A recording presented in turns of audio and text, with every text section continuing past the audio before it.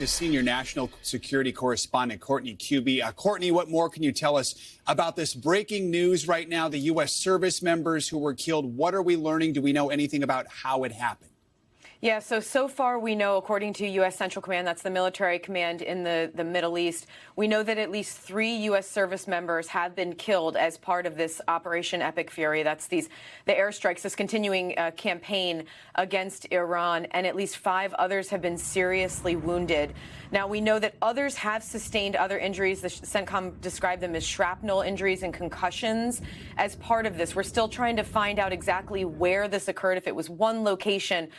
What may sound familiar here, guys, is the idea of shrapnel injuries and concussions. You'll recall that when Iran struck at Al-Udeid, or excuse me, at Al-Assad Air Base in western Iraq several years ago after the U.S. killed Qasem Soleimani, there were a number of service members, dozens, in fact, who received concussions and traumatic brain injuries because of the concussive blast of the ballistic missiles that Iran launched at that base. So despite the fact that the individuals were able to get into shelters in most cases, get away from the blast, just the sheer magnitude of the ballistic missiles hitting caused some of those injuries. So it's not clear at this point whether that was what happened here or not, but that could be why CENTCOM is now reporting a number of concussions. Again, we're now reporting that at least 3 U.S. troops have been killed in Operation Epic Fury. At least 5 others have sustained serious injuries. And I have to say, this is an ongoing campaign against Iran by the United States, and Iran continues to retaliate.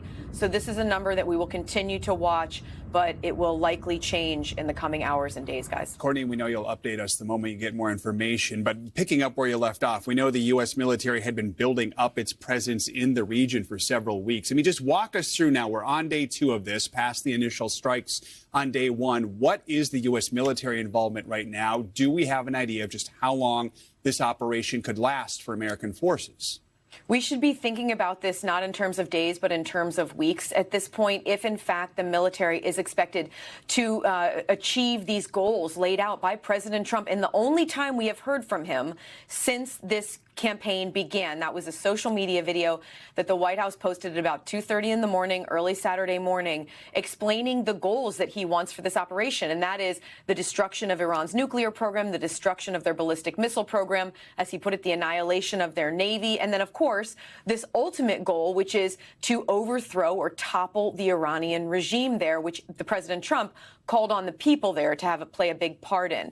If, in fact, the U.S. military is expected to be used for those goals, this is not a short campaign. We have already seen, as you mentioned, Joe, the U.S. military bring in the largest amount of firepower, a concentrated amount of firepower in the region in a generation.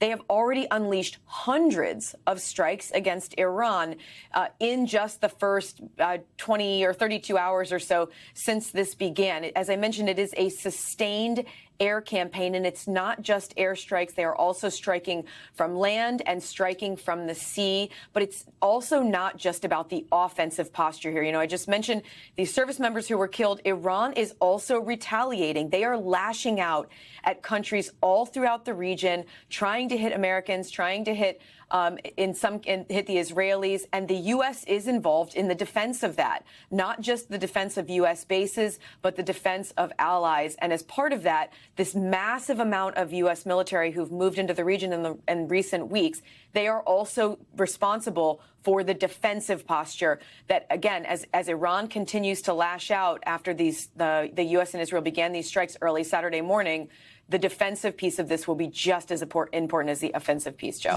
We thank you for watching, and remember, stay updated on breaking news and top stories on the NBC News app or watch live on our YouTube channel.